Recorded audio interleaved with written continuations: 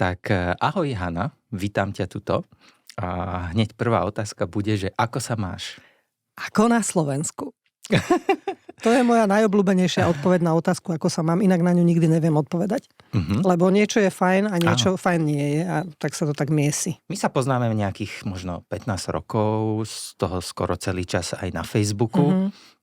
Ja som ťa teda poznal ešte z časov, keď si bola aktívna a na tom Facebooku to tak akože nevidno, že si prestala byť aktívna, lebo stále komentuješ, postuješ ale ty vždy si tak ako spomeniem, že párkrát si už aj mne tak povedala, že si vyhorená, že už nerobíš aktivizmus, len pasivizmus a podobné veci.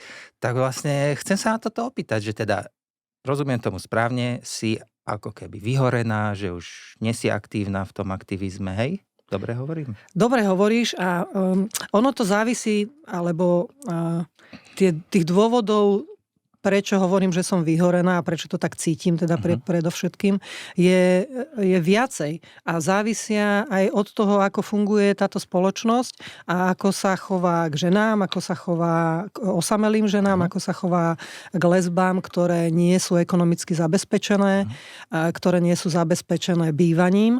A to, že neustále riešiš existenčné veci, časom s vekom sa pridruží úbytok síl, úbytok energie, pridružia sa aj nejaké diagnózy, lebo na Slovensku žijeme v zdraví oveľa kratšie ako zvyšok Európskej únie, respektíve tá tzv. Civilizovaná Európska únia a ešte kratšie žijeme v zdraví ako povedzme škandinávske krajiny. Tak časom prídeš k tomu, že staráš sa o svoju existenciu a už nemáš veľmi energiu robiť ďalšie veci. Navyše, keď stále máš pocit, že tie veci idú nie že od 10 k 5, ale že idú od 0 k 0. Tak zrazu stratíš motiváciu, že toto sa podarilo, super, ideme ďalej. A ja stále mám pocit, že sa púšťam do vecí, ktoré sa nedaria. A už na to nemám silu a myslím si, že to, kto teraz takzvané vládne, aj keď by sme mali používať slovo slúži, lebo vláda a parlament sú servis, ktorými si financujeme z daní, tak pri pohľade na nich mám pocit, že to ani nemá šancu byť lepšie a že je to také bez zmyslu o čokoľvek sa pokúšať. Na druhej strane ale stále hovorím ľuďom, ktorí majú energiu a nie sú odhodlaní, v čom ich ja ale podporujem, odísť zo Slovenska preč, a naopak chcú ostať, tak ich podporujem v to, že treba niečo robiť, netreba to vzdať. To je samozrejme. A od toho sa odvíja aj to, čo ja som nazvala pasívnym aktivizmom, že naozaj už nerobím aktívne akcie, podujatia, petície, tlačové správy, weby a neviem, čo všetko možné som robila. Ale sa venujem len ako správna boomerka len Facebooku a je to taká moja cielená záležitosť. Nie je to úplne, že ježiš, tak strašne ma baví Facebook, že každý deň tam nasekám 5 príspevkov. Ale je to taká moja cielená misia, úplne od začiatku, kedy som si povedala, že ja na tej mojej stene ešte ako aktivistka, aktívna, budem dávať najavo ľuďom, ktorí o gejoch, lesbách a ďalších 72 gender identitách nevedia nič, alebo 78, alebo 72 tisícoch iných problémoch, ako hovorí pán Fico, nevedia nič. Takže ja teda budem na tom Facebooku ukazovať a presadzovať myšlienku veľmi radikálnu, že aj teplí ľudia sú ľudia. A nakoniec rovnako radikálnu myšlienku, že aj ženy sú ľudia. No ja som rád, že to robíš na tom Facebooku aspoň. Ďakujem. Teda povedal si tam, že to ide od 0 k 0. Ja sa ťa chcem opýtať, že teda za ten čas, čo si robila ten aktivizmus, alebo aj neskôr, čo ho sleduješ už len možno, alebo cez Facebook iba robíš, že čo sa podľa teba podarilo, alebo čo sa nepodarilo? Vieš čo nejak zhodnotiť? Je to, Kamil, vieš čo, na takej sinusoide. My keď sme v 90. rokoch začali úplne bez akéhokoľvek know-how, iba s čiste strašným, silným, úžasným entuziasmom a živelnosťou začali robiť teplý aktivizmus, tak tak to bolo také, že ani som nevedela, že keď poviem, ako sa volám do médií, tak či nepríde mi niekto, lebo vtedy ešte fungovali telefónne zoznamy, neboli mobily, to je inak pre dnešnú generáciu taká veľmi neuveriteľná vec, ale my sme naozaj začínali a nebolo to teda tak dávno v tých 90. rokoch, bez internetu, bez mobilov, telefonovali sme z pevnej linky, to bolo také zariadenie, ktoré trčalo zo steny drát a na konci bola taká krabička, ktorá mala slúchadlo a to sa zdvihlo a do toho sa telefonovalo, hovorilo. A nedalo sa to odniesť von. Proste človek bol viazaný na ten drát v stene. Takže a boli sme odkázaní na papier a písací stroj. Poťažmo ešte som mala jednu kamarátku, ktorá už v tom čase mala počítač a takú uhúčanú pomalú tlačiareň. Takže u nej sme sa schádzali a pracovali sme cez jej počítač. A internet prišiel až oveľa neskôr a mobily ešte oveľa neskôr. Takže tá práca bola teda úplne, že iná. A teraz ma musíš vrátiť naspäť k otázke, lebo som ušla. Čo sa podarilo, čo sa nepodarilo? Jasne. Že teda tá práca bola úplne iná a fungovalo to v takom tom sinusoidálnom režime, že v tom čase sme sa snažili v prvom rade budovať niečo, čo niekto nemá rád ten výraz, niekto aj ja ho používam, budovať komunitu LGBT ľudí, vtedy ešte sme ani nehovorili LGBT, hovorili sme GL, ako gejovia lesby fakt, a postupne sa pridávali písmenka a snažíme sa nájsť k tomu aj nejaký jedno výraz, tak niekto používa queer.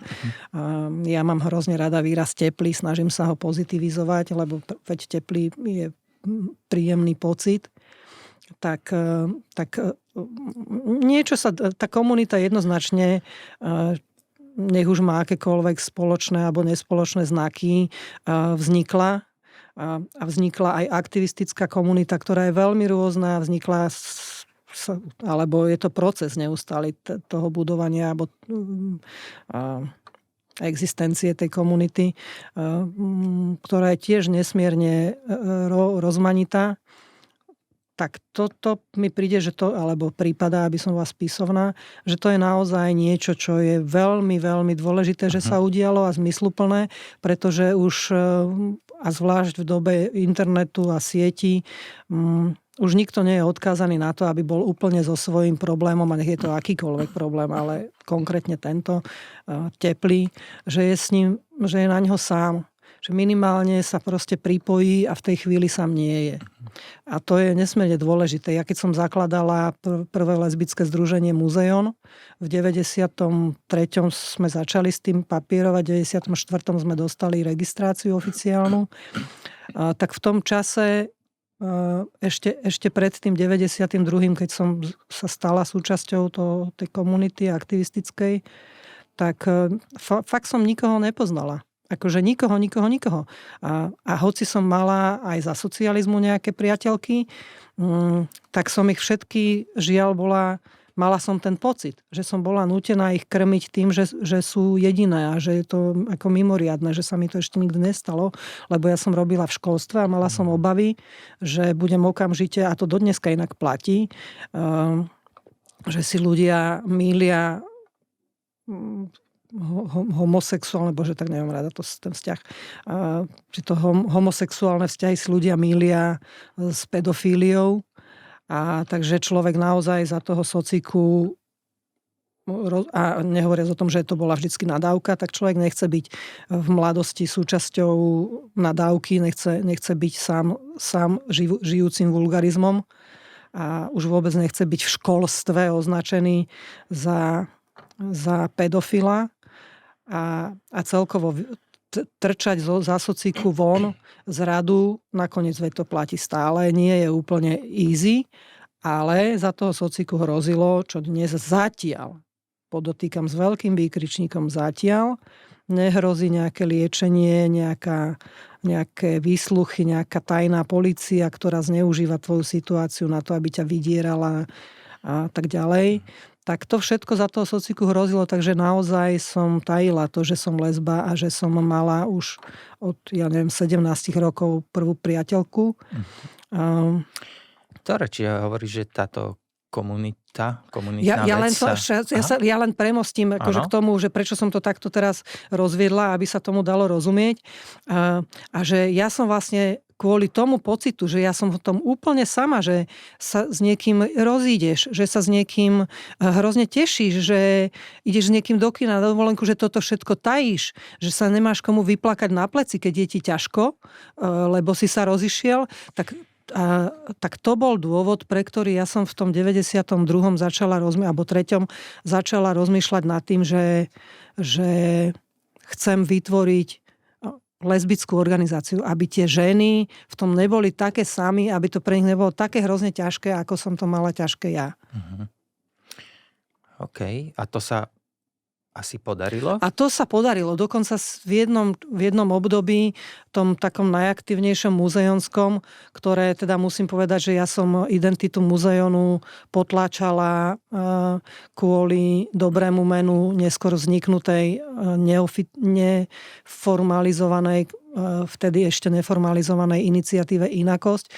Takže slovo muzeón ľuďom až tak veľa nehovorí, ale naozaj to bola prvá lesbická organizácia a v preklade to znamená Dom múz a bola to v starom Grécku škola lesbickej poétky, ženská škola lesbickej poétky Sappho. Takže múzeum naozaj bola prvá organizácia babská. Pred nami bol Ganymedes o 3 roky či 2 skôr. A potom až po roku 2000 vlastne vznikala prvá tá neformálna iniciatíva Inakosť, ktorá ešte nemala právnickú podobu žiadnu, len akési svoj politický cieľ, pre ktorý vznikla. No dobré, že si nám to aj takto vysvetlila. Takže toto naozaj tie názvy. sa ako podarilo, že istú dobu bol naozaj múzeum taký, že bolo vidieť viac aktívnych žien ako mužov. A to ma veľmi tešilo. Dobre, toto sa podarilo. A čo sa nepodarilo? A teda ešte sa vrátim k jedinému, čo mám pocit, že sa podarilo a to už sa týka toho, že môj kolega a veľmi blízky osobný priateľ, ktorý žiaľ je už od 2006 po smrti, zomrel 37-ročný Ivan Požgaj a myslím si, že keby žil, by asi aktivizmus na Slovensku mohol vyzerať aj trochu inak, ale on bol ten typ človeka hrozne milý, ale zároveň veľmi neodbytný a on si vymyslel, že alebo nie vymyslel, ale snažil sa na Slovensku začať robiť niečo, čo sme v tom minulom režime netušili ani, že by mohlo existovať. A to je, že ľudské práva sú len jedny, prečo sa bavíme tu o ženských, tu o teplých, tu o zelených a začal ako si ani nie tak vyloženie, že cieľene to idem robiť, ale ako si prirodzene a podvedomé robil to, že obchádzal v tom čase existujúce organizácie, ktoré sa venovali ľudským právam a spájal nás, ako keby sieťoval, dnes by sme povedali.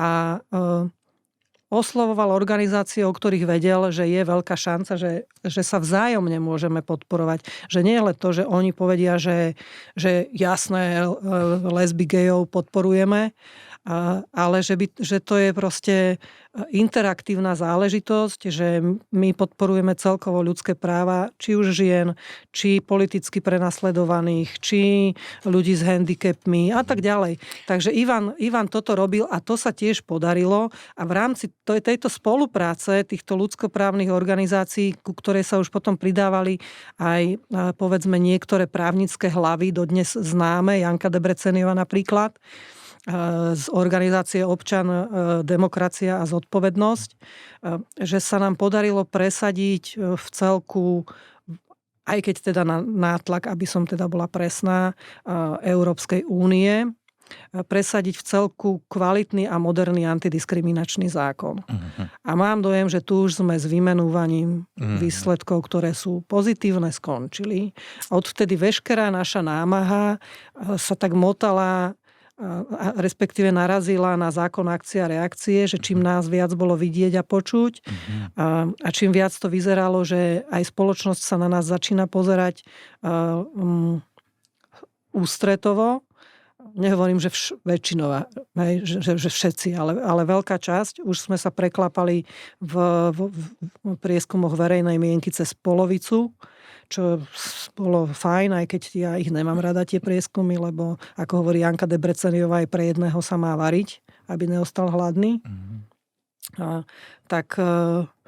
Takže to vyzeralo, že to ide dobrým smerom, ale ten zákon akcie a reakcie celkom prirodzene zafungoval a tá reakcia zo strany, ja to nazvem veľmi kulantne a možno ich aj urazím niektorých, že konzervatívnych síl spôsobila to, že sme sa začali vracať naspäť. A vlastne už sme podľa mňa na tom oveľa horšie, ako sme boli povedzme v 90. roku. Pred 89. myslím zatiaľ nie sme, ale v 90. sme na tom, mám dojem, boli lepšie. A vieš povedať, že tak konkrétne, že ktoré veci sa napríklad nepodarili a možno doteraz nedaria, alebo... Tak myslím, že to úplne najzákladnejšie, že spravodlivosť a rovnosť pred zákonom pre všetkých. Nie len pre... Tomu nerozumiem, že na základe nejakej heterosexuality je niekto oprávnený mať nejaké ľudské občianske práva k dispozícii a servis štátu a niekto na základe toho, že nežije heterosexuálnym životom, tak tie práva nemá. A máš na mysli napríklad, že manželstvo alebo registrované partnerstva. Lebo to je taká téma, o ktorej sa točíme už nejakých 10-15 rokov. Toto je akože neuveriteľné. Tu každá politická garnitúra dokola opakuje, že treba začať verejnú diskusiu. To je, že svätý grál všetkých konzervatívcov, ale aj asi ja neviem prečo, lebo diskutujeme naozaj už aj na odbornej úrovni, aj v širokej verejnosti, aj v médiách, aj v kuloároch, aj sa strkáme do zadku, teda jedna generácia aktivistická sa strkala politikom do zadku, aj kričíme, aj sme ústretoví, skúšame všetky možné taktiky, ale stále to je málo na diskusiu asi a stále máme otvárať diskusiu, to keď počujem to slovo otvárať verejnú diskusiu, spoločenskú a odbornú, tak normálne, že všetok adrenalín, ktorý už mám vyčerpaný, tak mám na novo všade. A prečo sa to nedarí podľa teba? No, myslím si, že stále platí ten zákon akcie a reakcie. Tak dobre, a prečo... Tá strana... Prečo naša akcia není úspešnejšia, alebo jak to povedať? Toto je veľmi dobrá otázka, aj ja si ju kladiem. Je fakt, že sme ako aktivistická komunita celkom dosť roztrieštená, ale myslím si, že to je ako bežný proces, že roztrieštené sú aj iné síly, nie len aktivistické v teplom svete.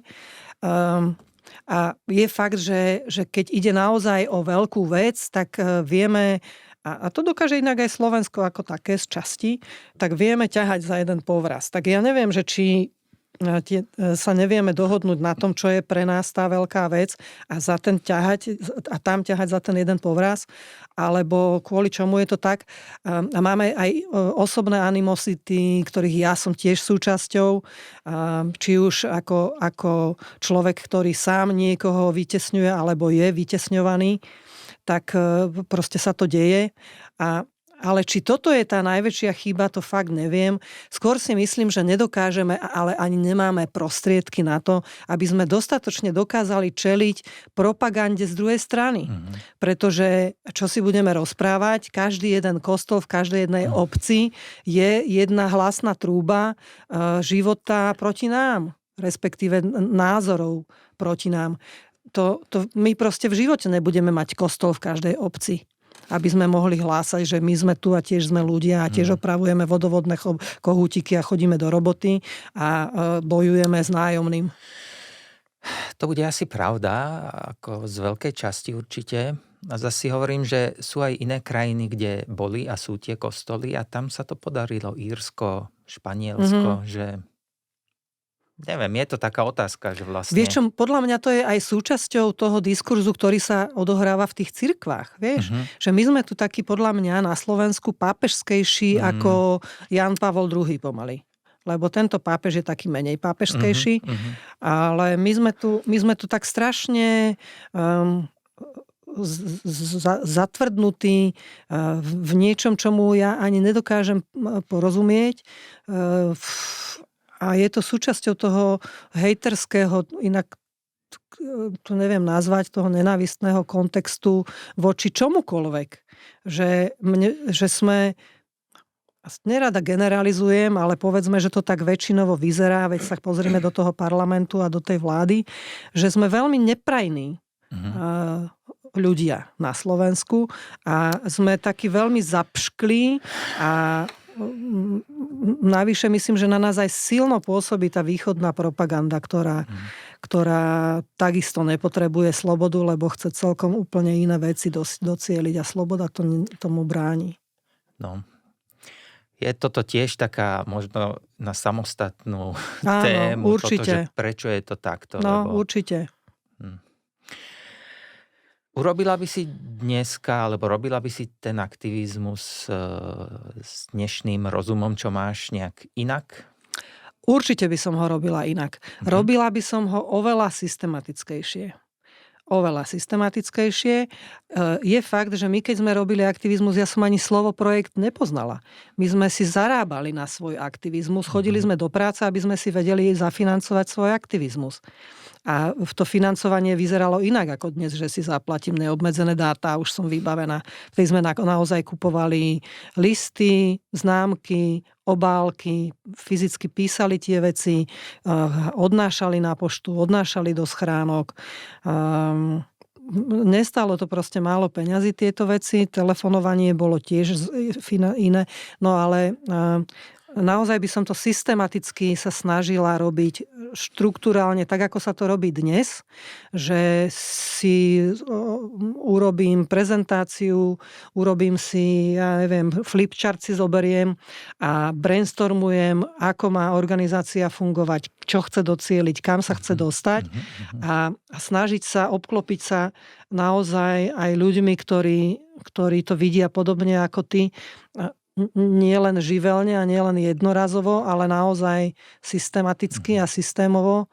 A viem si predstaviť, že keď by sa to takto robilo úplne od začiatku a keby sme sa snažili asi viacej pracovať s tým protitáborom, alebo ako to nazvať. A ako pracovať?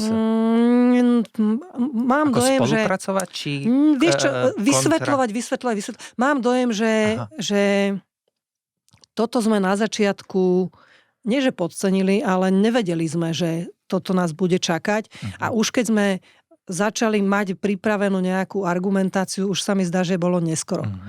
To znamená, že keby som bola s tým mozgom ako vtedy, nič by som nerobila inak, lebo som robila najlepšie, čo som vedela.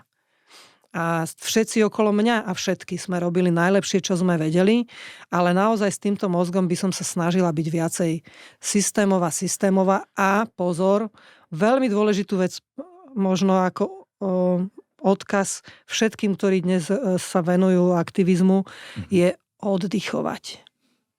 Oddych je, bez oddychu prídete tam, kde som prišla ja, a to je k vyhoreniu.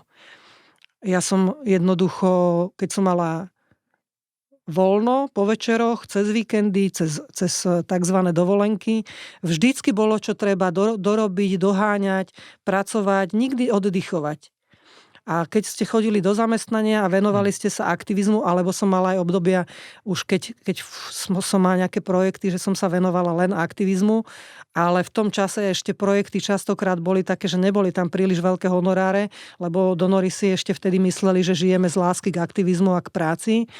Takže treba z mňa živila koľkokrát moja priateľka, za čo ďakujem do dneska a aktivistický svet za to môže tiež ďakovať, že občas som niečo mohla naozaj robiť. Tak naozaj veľmi, veľmi, veľmi odporúčam nepodceňovať neuveriteľnú silu oddychu, ale fakt oddychu. Akože ja idem bicyklovať a beriem si telefón s iným telefónnym číslom, ako je moje známe telefónne číslo. Len telefón, kde mám moju sestru a dovidenia.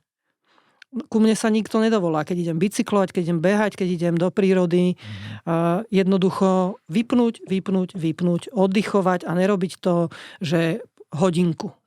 normálne sa snažiť pracovať, že v pracovnom čase, večeri mať voľné, robiť si svoje veci, víkendy sa venovať hoci sebe, rodine, nikomu, filmom a dovolenkovať v kuse aspoň 2 týždne.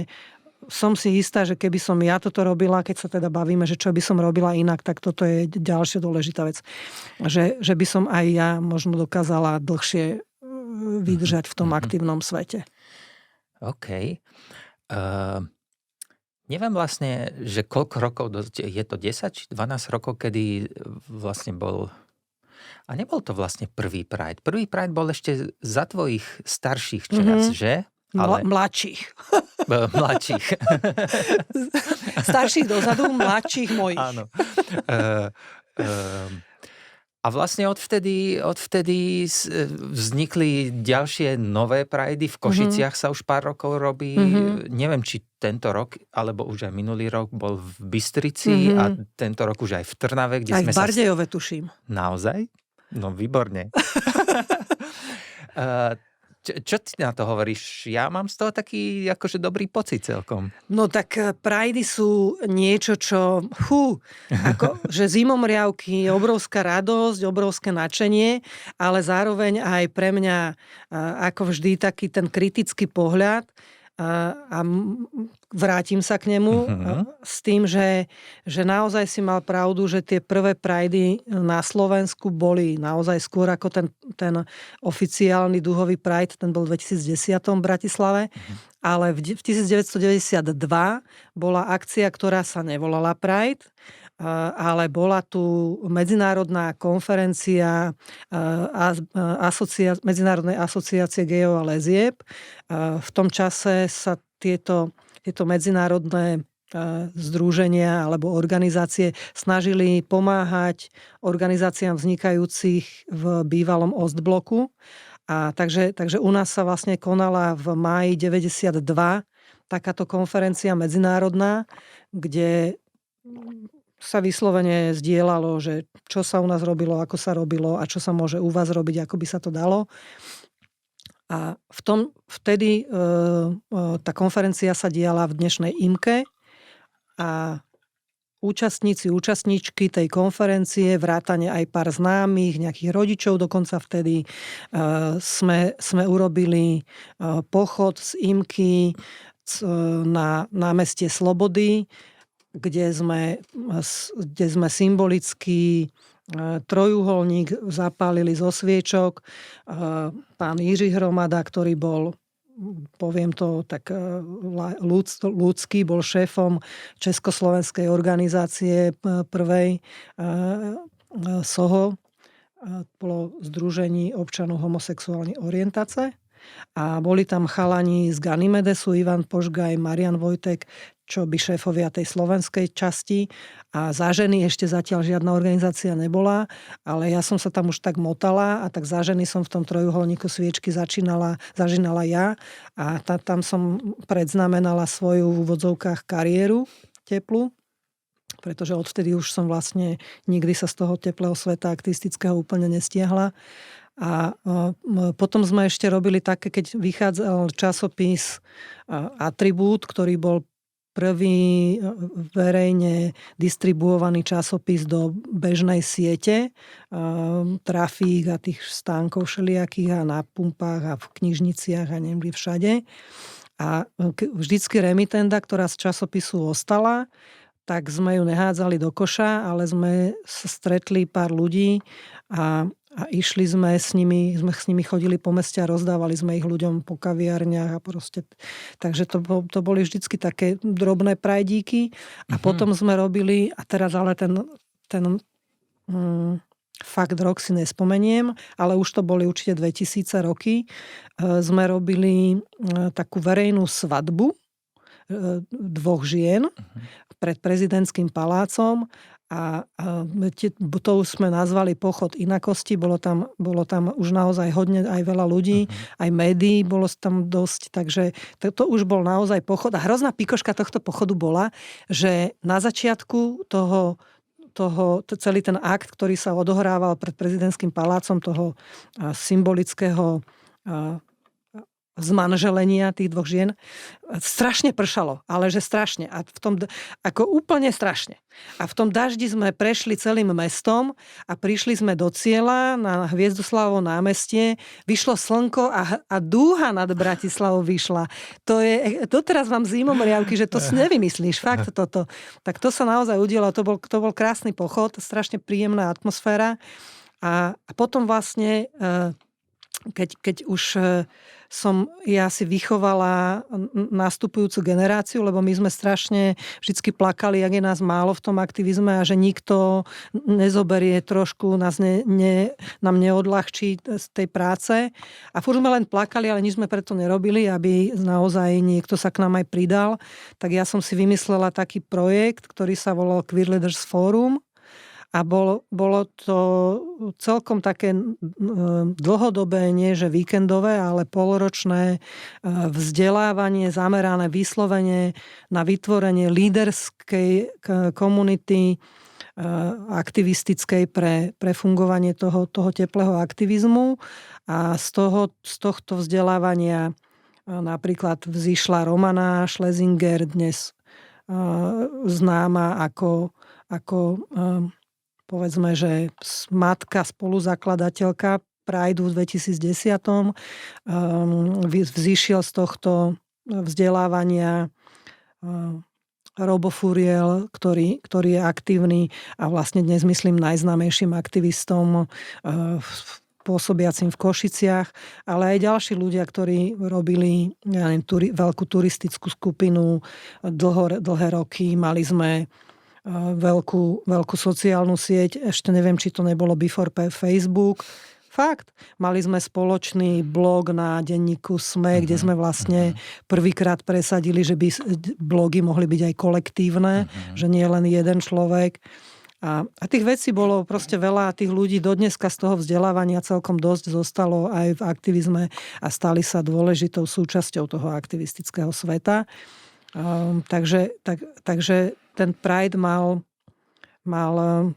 takú tú predskokanskú históriu v tom, čo som spomenula a zároveň v tomto vzdelávaní.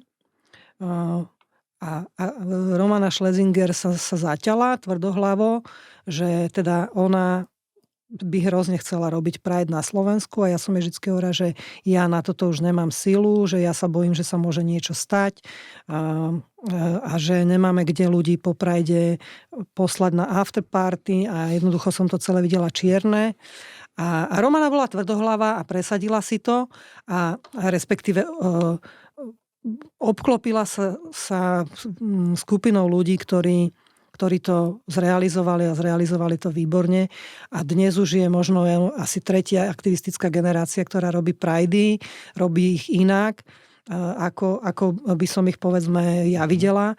Ale vždy hovorím, že nikto nie je nútený robiť prácu, zvlášť tú, ktorú si sám vymyslí, tak, ako by si ju predstavoval niekto iný.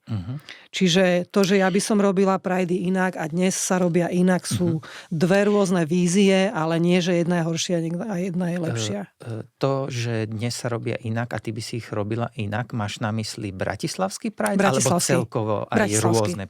Bratislavský. Okay. A možno ten rozdiel by som úplne dokázala pomenovať na príkladoch bratislavského Prideu minuloročného, ktorý už bol vyslovene, ja by som to nazvala, že taká malá pohoda. Okay. Že a to je dobré, či nie až tak z tvojho hľadiska? Ja som skôr aktivistka, ktorá má rada, zvlášť v našej téme, ktorá je absolútne proste neúspešná v tej politickej rovine. Skôr naozaj tie politické apely a tie politické formy nátlaku, ktoré sú cestou, nie cieľom. A bratislavský Pride mi prípada, že je predovšetkým cieľom. A nehovorím, že je to horšia cesta, že tá moja je lepšia. Je to jednoducho iná cesta, iná vízia realizácie Prideu. A že teda skôr to bolo také, ja to volám korporátne, že tam boli stánky s suvenírmi a stánky s jedlami, kdejakými od vegánskych. Jednoducho niečo medzi street foodom a pohodou. Aha. A nehovorím, že to je... Že značkové a korporátne a takéto? No, či... povedzme, okay. Hej. A v zásade tie stánky mi prišli predovšetkým ako reklama tých firiem, miesto ako ten tlak na tú teplú tému. Druhá vec ale je, že stále žijeme na Slovensku, kde keď sa firma prezentuje na teplej pôde, tak môže úplne pokojne nejakých zákazníkov získať, ale o nejakých prísť. To funguje aj v politike a funguje to určite tak aj v biznise. Čiže ja som rada, keď sa k nám tie firmy prihlásia, aj keď je to len reklama. Ale hovorím, ako moja predstava by bola, keby som ja robila Pride, by bola vyslovene protestná a politická. Dobre, to je vlastne... Nebolo by to zábava, rozhodne. Áno. A to je vlastne aj taká moja ďalšia otázka, že mnoho ľudí si tak všímam, že je už aj čoraz viac a aj oveľa viac ako ty, ako kebyže kritických práve k tomu typu, ako je bratislavský Pride, že práve je to také komerčné, samé korporáty sú tam a podobné veci. A vznikajú práve preto, nie na Slovensku, ale aj v iných štátoch ako bežne, že taká alternatíva k tomu a volá sa to Alt Pride. Hej, že proste práve také, ako hovoríš, viac aktivistické, bez týchto komerčných a korporátnych vecí. A viac také, že intersekcionálne, prepájať tie rôzne témy a že nie len tú našu teraz na Pride, že toto je jediná téma. A vlastne sa mi zdá, že ten trnavský, kde sme boli pred nejakým týždňom obidvaja, že práve bol takéhoto charakteru a to sa mi strašne páčilo. Áno, to som vlastne presne chcela povedať, že na začiatku, jak som ho začala hovoriť o tom Pride bratislavskom, som vlastne hovorila, že budem hovoriť o prirovnávaní dvoch a ten druhý je práve tento dnešný, tento prvý trnavský, čo strašne pozdravujem tú partičku, ktorá to urobila, pretože v Trnave, ktorá je známa ako Malý Rím alebo Malý Vatikán a zároveň je aj známa ako sídlom Bilých Andelů, ktorí sú niečo ako Belasá šlachta v Bratislave, že áno? Tak vieme, o čom sa bavíme. Takže spáchať Pride v Trnave mi prípada neuveriteľne významné a zároveň to a prepáčte, že vám hovorím decka, ale zdá sa mi to, ja hovorím decka, aj keď sa mám stretnúť s mojimi rovnako starými kamoškami. Tak veľmi v dobrom to hovorím. Že tie decka to naozaj poňali tak intersekciálne a prepojenie od ľavicových hesiel až po podporu palestínskeho boja, tak to bolo naozaj vyslovene aktivistický, politický protest. A to sa mi veľmi páčilo, takže ja som sa tam cítila ako doma. A ja? Teraz som sa možno opýtal, že si tak ľavicovo orientovaná, dá sa povedať? Určite. Ja som si prešla od 89. takou cestou, že za toho bývalého režimu, čo som ja už bola dospelá niekoľko rokov, ja som má tuším 26, keď sa to preklápalo v 89. A dovtedy sme vlastne v učebniciach len počúvali o zlom kapitalizme, ktorý vykorisťuje a že vlastne to, čo my žijeme, je to dobré a výborné a najlepšie a jediné. A v konečnom dôsledku ale po tom 89., keď sme začali žiť kapitalistický neoliberálny svet, tak ja som tak sa v tom pohybovala, že moc tomu nerozumiem, ale začala som dochádzať k tomu, že fíha, to, čo písali v tých knižkách o tom škaredom kapitalizme, sa mi zdá ako pravda. Len tá pravda bola tak blbo podávaná, tak propagandisticky, že tomu nikto nechcel veriť. Zvlášť keď videl v reklamách na rakúskej televízii tie vyleštené domácnosti a tých naleštených ľudí. Tak to vyzerá, a tie úžasné čokolády, tak to vyzeralo, že ten svet je proste dokonalý.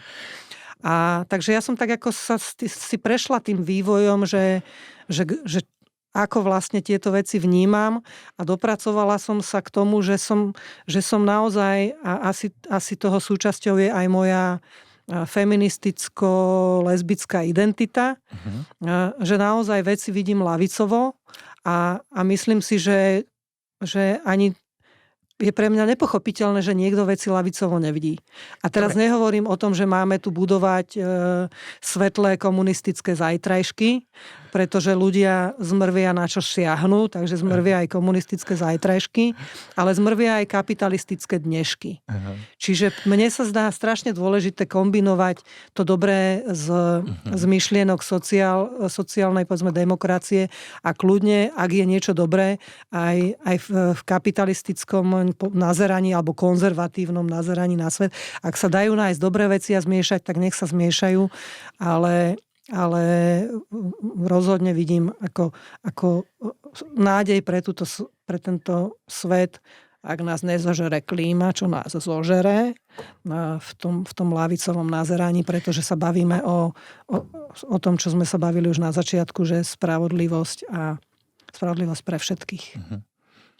No to som sa chcel opýtať, že teda prečo to si takto ľavicovo ladená, že vidíš v tom tú spravodlivosť lebo pre mám všetkých? potrebu, prečo? Lebo mám potrebu, aby ľudia mohli žiť dôstojný život a spravodlivý život a dobrý život úplne všetci a všetky, nie iba horných 10 000. A tá spravodlivosť pred zákonom pre všetkých a dôstojný život a dobrý život pre všetkých. Okay. A to sa mi nezdá, že je to dosiahnuteľné s konzervatívnymi silami. Okay.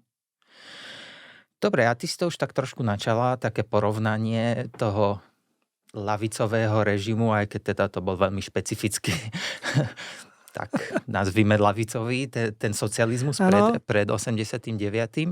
A porovnanie s kapitalizmom po 89. Že ty si zažila už aj v dospelosti obidva režimy, že jak by si to porovnala, alebo jak bolo vtedy, jak bolo teraz, či už ako celkovo ako človek, alebo aj z hľadiska tej queer témy. Rozumiem. Takto by som to povedal, že podľa mňa aj v nazeraní na ten život v socializme je veľmi dôležité, že v akom prostredí si vyrastal. Lebo ja som nevyrastala v prostredí, kde by som prišla do styku s aktívnymi katolíkmi, kde by som prišla do styku s disidentmi, alebo ak áno, nevedela som, že sú to disidenti, lebo myslím si, že som nejakých takých ľudí poznala, ale oni sa v úvodzovkách, teraz použijem ten moderný výraz, ako disidenti v tom čase neautovali pred všetkými. Takže som naozaj netušila. A tým pádom život, ktorý ja som žila, nakoniec sa to volalo to obdobie, v ktorom ja som žila a vyrastala 70. roky, normalizačné roky, tak mne sa ten život, ktorý ja som žila, zdal úplne normálny. Že vlastne musím mať nejakú doložku, keď chcem niekam vycestovať. Ja som aj tak nemala peniaze ani vtedy, ani dnes ich nemám, takže cestovanie mňa sa netýka, ani netýkalo. Ale rozhodne po tej stránke tej papierovej dnes je to ľahšie, ako to bolo kedysi. A stále si myslím, že keby ľudia v minulom režime, tí, ktorí boli pri moci, nechali mať ľudské a občianske práva, že by nesiahali ľuďom na isté slobody, ktoré sa stávali neslobodami, že by zrejme dokázal ten režim lepšie fungovať a vydržať. Možno. V čom ja vidím problém, že v tej chvíli, ako dostanú ľudia všetci právo sa prejavovať, čo sa napríklad stalo s katolíckou cirkvou, že oni sa tej moci okamžite chopia a snažia sa ju zneužívať. Snažia sa zneužívať nástroje, ktoré ľudí môžu robiť spokojnými a šťastnými a oni to tak akože zneužijú a snažia sa ľudí vrátiť do neslobody, hoci inej, ako je nesloboda toho režimu. Lebo ten režim takzvané socialistický alebo takzvané komunistický ľudí prenasledoval, väznil, mučil a tak ďalej. Keby toto nerobil, mal by šancu prežiť, pretože tie veci, ktoré robil, že bolo školstvo dostupné pre všetkých, aj vysokoškolské. Nebavíme sa o kvalite. Hej, ale myslím, že aj vtedy sa aj dala nájsť nejaká tá kvalita, že rôzne sociálne výmoženosti, ako sú materské školy, ako je zdravotníctvo, že to fungovalo v zásade ako dnes na kamaráčaftoch a podobne, ale fungovalo to, myslím si, otvorenejšie viac pre všetkých ako dnes. Čiže keby som to tak zhrnul, že vtedy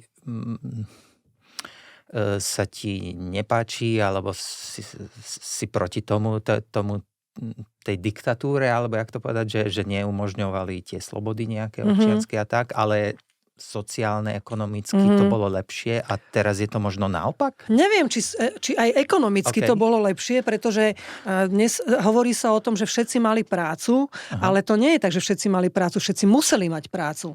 Každý, kto nepracoval, bol príživník a mohol ísť do basy a na základe toho ten socialistický režim alebo tí ľudia pri moci prácu prideľovali tak, aby sa ku každému dostala. Tým pádom sa robilo kopu zbytočností, ľudia sedeli v robote 8 hodín a neurobili nič, ale mali prácu. A iným spôsobom to ten režim nemohol dosiahnuť, len ako to, že vytváral proste zbytočné pracovné miesta, zbytočnú prácu, aby neboli príživníci. A tým pádom sme všetci pracovali tak trochu nijako. A navyše fungovalo, že kto neokráda štát, okráda svoju rodinu. Neviem, či to neplatí aj dnes teda. Podľa mňa to platí ešte výraznejšie. Podľa mňa komunisti boli v rámci rozkrádania krajiny, alebo ani nie krajiny, ale tých jednotlivých nejakých štátnych podnikov babráci oproti tomu, čo sa dnes rozkráda v mene budovania lepšieho dneška. tak myslím si, že... Dobre, tak čo hovorí, že vtedy tiež to nebolo nič moc a teraz to tiež není úplne nič moc, ale v obidvoch obdobiach každé trošku inak nič moc. To som vlastne nedokončila, že tým, že vlastne všetci museli mať prácu a robila sa aj zbytočná práca, tak to tak vyzeralo aj s platmi. Že všetci sme mali tak plus, mínus rovnako. Niekto mal trošku viac, niekto trochu menej a bolo len málo zamestnaní a boli to skôr robotnícke povolania, ktoré naozaj mali vyššie platy a boli páni niekto. Tak ani ten trh u nás nebol až taký veľký, aby tie rozdiely boli také veľké, ako sú dnes. Ja teda priznám, nezávidím dnešným rodičom, keď vojdu do hračkárstva, do papierníctva, do potravín a nemajú v tej peňaženke toľko, koľko by to dieťa nielenže chcelo, ale aj častokrát potrebovalo. Tak za to sociku mi toto prišlo ako jednoduchšie. Fakt. A že dnes je toto oveľa, oveľa náročnejšie, že tie nároky kladené na dnešných ľudí sú oveľa tvrdšie a že ten kapitalizmus naozaj z nás vysáva akože brutálnym spôsobom energiu. Necháva nás žiť po tej ľudskoprávnej ceste svojej, jakž takže žiť, ale ani nám na ne nedopraje všetko, čo si dopriava sám ten kapitalistický mocenský systém. Hani, tak čas nám vypršal. Áno. Ja som si s tebou veľmi rád sa porozprával o týchto veciach, ale mám ešte na teba veľa ďalších otázok. Áno. A tie by sme si dali možno na budúce. Dajme si ich na budúce a ja z tohto prvého dielu odkážem, že oddychujte a nedajte si skákať po hlavách. Ďakujem veľmi pekne. A ja ďakujem moc a teším sa na budúce. A ja.